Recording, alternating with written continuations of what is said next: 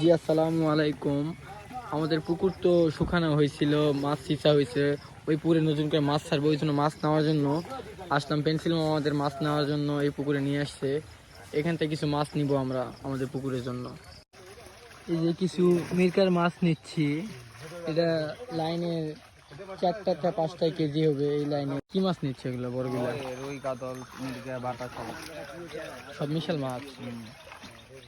মাছ সব গাড়িতে লোড দেওয়া হয়ে গেছে, এখন সবগুলো ফার্মে নিয়ে যাবো। এখানে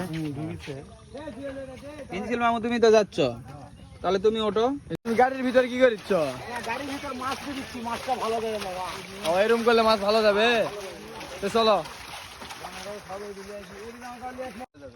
এই যে মাছের গাড়ি চলে আসছে।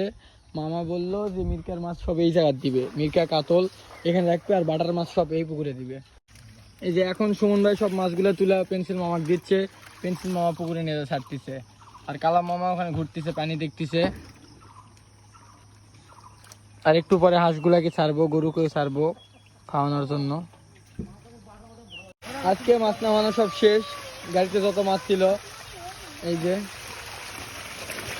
এর পরবর্তী যখন এই মাছগুলো ধরবো তখন দেখাবো আপনাদেরকে।